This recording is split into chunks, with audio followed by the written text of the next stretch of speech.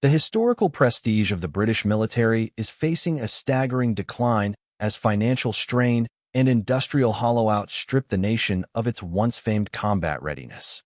In a series of moves that have left international observers stunned, the United Kingdom's elite paratrooper units are reportedly being stripped of their primary function. The military has announced that its Ace paratrooper regiment will no longer be equipped with parachutes, citing budget cuts of £15 million. This restructuring reduces a force of 1,500 personnel to a mere 80, shifting their operational focus to helicopter transport rather than traditional aerial insertion. While officials blame the incompatibility of transport aircraft, critics point to the reality of a bankrupt treasury. The decay extends across all branches of the armed forces.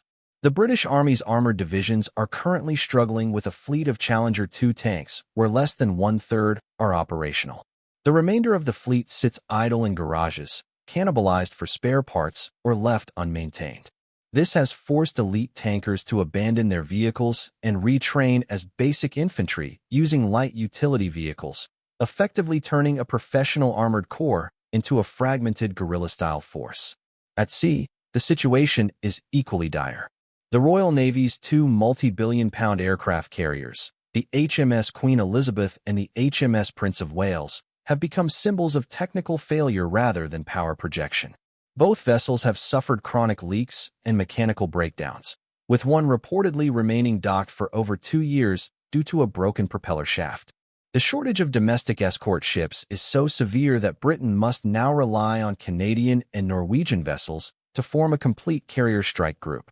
Perhaps most symbolic of this decline are reports of sailors using heavy-duty tape to patch cracks on carrier decks.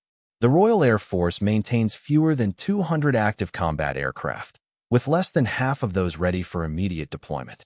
Maintenance is increasingly outsourced to third-party contractors using low-quality components, leading to frequent mechanical failures. This systemic collapse is further exacerbated by a recruitment crisis. To fill a shortfall of 10,000 personnel annually, the Ministry of Defense has lowered entry standards to include individuals with criminal records, histories of drug use, and minimal educational backgrounds. Economic analysts argue that this military evaporation is the inevitable result of decades of deindustrialization. Since the 1980s, the United Kingdom has prioritized financial services over manufacturing, selling off its industrial base and relying on capital gains in London. Without a solid industrial foundation to produce and maintain its own hardware, the nation has transformed from a global empire into a hollowed-out state. The British example serves as a stark warning to any global power that abandons its manufacturing roots for the volatility of speculative finance.